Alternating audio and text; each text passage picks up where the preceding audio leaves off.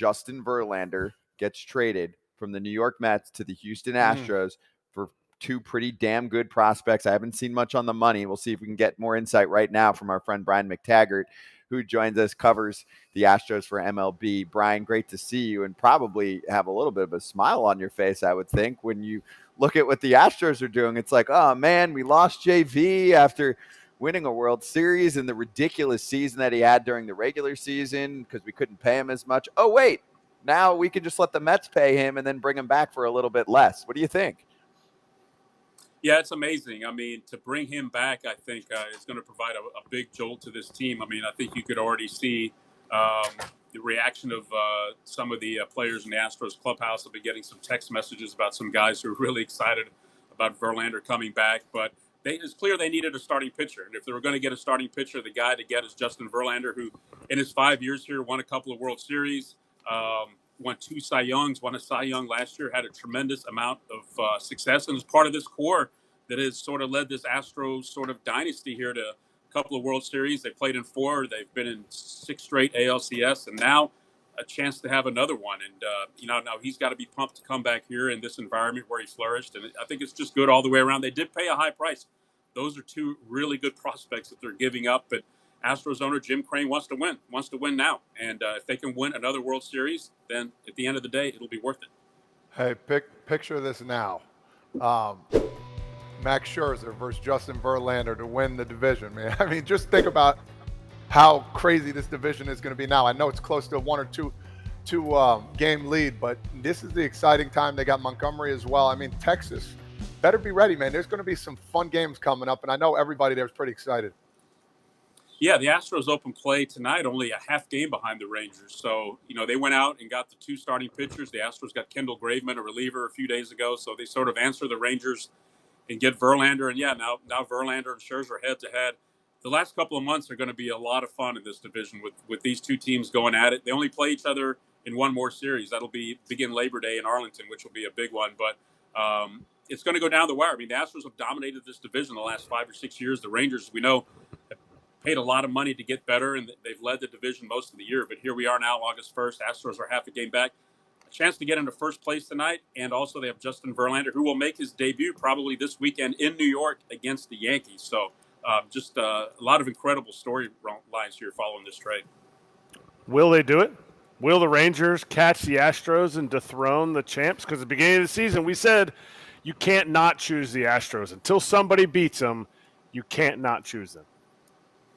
Yeah, I think they will, because I look at it this way. The Astros were 2 games back at the All-Star break. The Rangers had, 6 All-Stars? The Astros were hobbled, man. They had not had Altuve and Alvarez in the lineup together, with the exception of 13 games. They had lost 3/5 of the rotation. All these injuries, and they were still only 2 games behind this incredible Rangers team. So Alvarez and Altuve are back. They're getting another starting pitcher back next week or this week in Jose Urquidy. Now they trade for Verlander. They got Graveman to bolster the bullpen. I think they've made enough moves to where they're going to run down the Rangers. And also, this is a very experienced team. Some of these guys have played in 80, 90 playoff games. They're not going to be fazed by the pressure of September. I mean, they've played in October and into November. So I think if they stay healthy, I think the Astros are going to be able to win this division. And then certainly a team nobody's going to want to play in the playoffs, just considering how hard they are to beat in October. Now, let me ask you this question. I'm going to a clubhouse question here.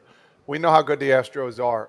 My question to you is, and I've always wondered this, I know they have a bunch of leaders, but who is that one guy that they lean on when they struggle a little bit, the guy in the clubhouse that they're like, you know what, they have that team meeting. Who's that guy that steps up and like, hey guys, let's go. Let's pick it up a little bit. I know Dusty Baker played for him a lot. He's one of the best managers I've ever had, but he can't do it alone. Who's that guy they lean on?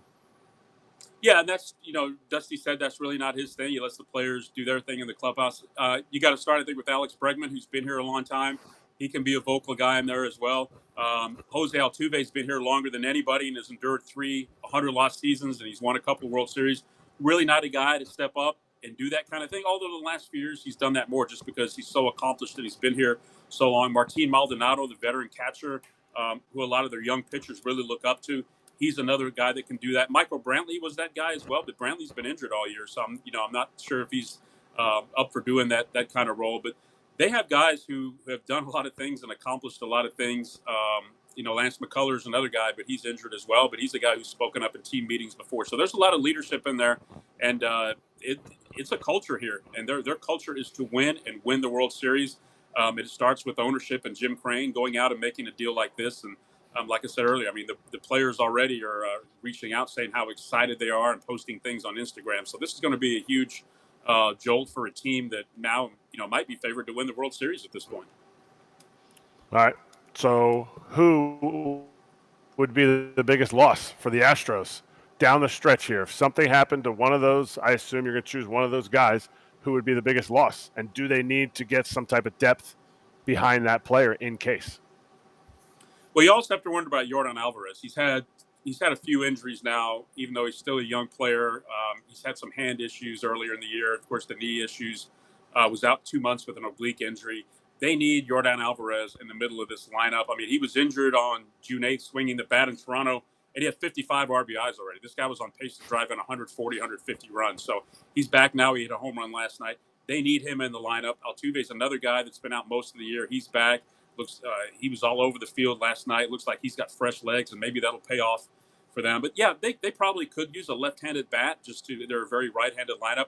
I don't know exactly where a left-handed bat would play. This is a pretty deep lineup when they're healthy, but I would not rule out in the next 2 hours they go get a left-handed bat, maybe to fill in, maybe play some left field, some first base as well. Hey, Brian, how do you grade the trade in terms of what the Astros had to give up? I don't think we've seen anything on the money, but in terms of those two prospects, I mean, those are two good outfielders in Houston's system. And I know they have good outfielders currently that hopefully are part of the ball club for a while, especially with Chas McCormick coming on so strong this year.